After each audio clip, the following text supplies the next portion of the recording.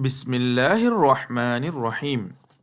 Futuh Al Ghaib, The Revelations of the Unseen by Muhiyeddeen Qadir Al Gilani Qaddasallahu Sirrahul Azeez. The 66th discourse. He, may Allah be pleased with him, said, "Do not say, I will not pray for anything to Allah, because if the prayed for object has been allotted to me, it will surely come to me whether I ask it or not.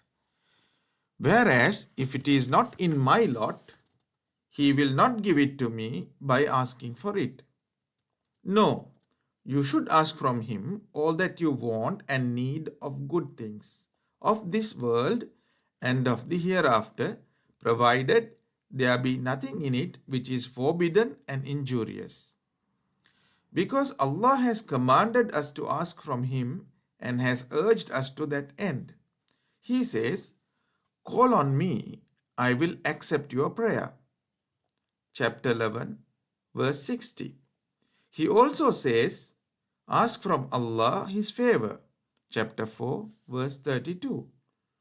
And the Holy Prophet, peace and blessings of Allah be upon him, sallallahu alaihi wasallam, says, ask from Allah while you are fully confident of the acceptance of your prayer.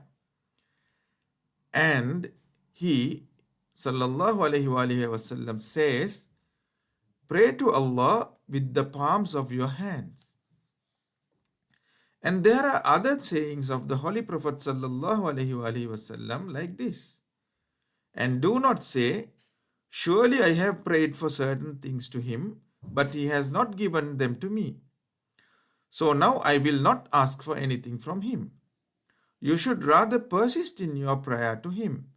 So if it is a thing which is allotted to you, he will send it to you after you have asked for it, and this will increase you in your faith and certainty, and in realizing his unity, and he will help you in keeping away from asking from people, and in turning to him in all your conditions, and in your confidence that all your needs are fulfilled by him.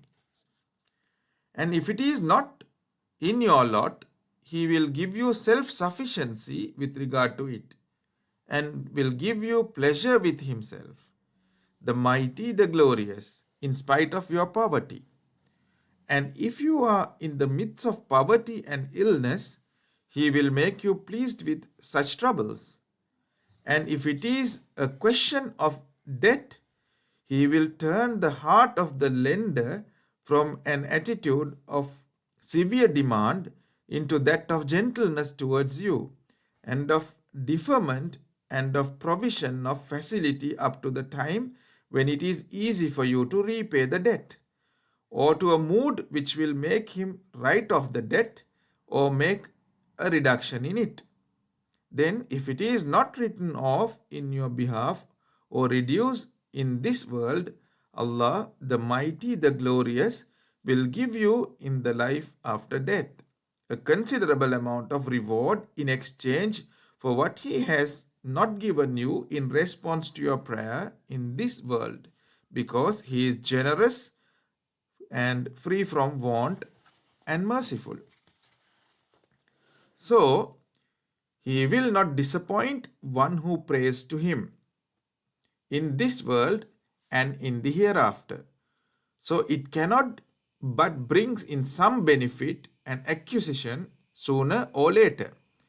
A saying of the Holy Prophet sallallahu alaihi wasallam runs to the effect that the believer will see in the record of his deeds on the day of judgment some acts of merit which he had not performed, nor was aware of it.